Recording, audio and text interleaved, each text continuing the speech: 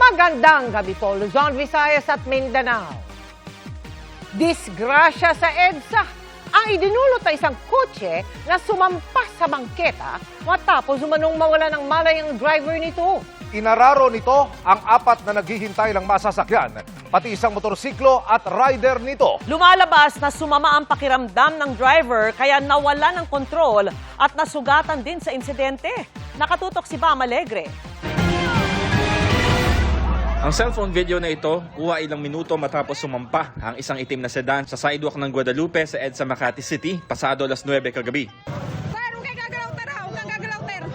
Unang nahagip sa video ang isang lalaking nakapulang t-shirt na nakaupo sa bangketa. Kalapit niya ang isang nakatumbang motorsiklo. Sunod na nakita ang isang tao na nakaipit sa gulong ng motorsiklo.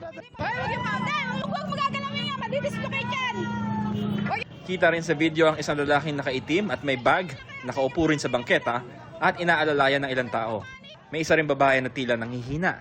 Kita rin ang iniwang pinsala ng pagsalpok ng kotse. Ayon sa Southern Police District, 4 na pedestrian at isang motorcycle rider ang sugatan. Ang sasakyang nakaaksidente, wasak ang harapan. Bakas din sa paligid ang idinulot na pinsala nito, kabilang ang barrier na tinamaan. Mayroong isang kotse na wasak ang harapan na nakabalagbag dun sa fence ng EDSA at isang motor na wasak din. May mga nasira pong steel barrier na pag-aari po ng gobyerno. Yan po ay babayaran din po yan. Kabilang din sa mga sugatan ang driver ng kotse. Isasakyan po, bumangga po dito sa barrier. Nadamay po yung mga naglalakad, pati po yung mga motor. Bali po yung critical po doon isa, tsaka 3 po yung sugatan. Lima po sila, 5 po yung driver. Ayon sa isa sa mga rumesponde mula Barangay Guadalupe Nuevo, ang driver ng sasakyan kasama ang lahat ng nasugatan isinugod sa ospital ng Makati. As per sa mga nag-respond ng mga kasama namin, mula dito, mula dyan sa mula dyan.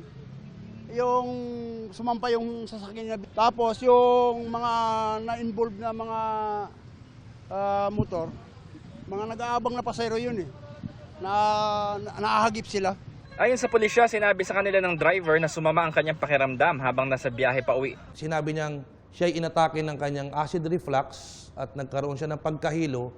Kaya nung naramdaman niya yon, parang mahihimatay siya, itinabi niyang pilit sa EDSA yung sasakyan. Nawalan na raw siya ng malay at hindi niya na alam na nabangga niya na yung motor at mga pedestrian na nag-aabang na sasakyan. Hindi naman daw po nakainom yung ating driver ng sasakyan. Posibleng maharap sa reklamang reckless imprudence resulting in damage to property and multiple injuries ang driver ng kotse.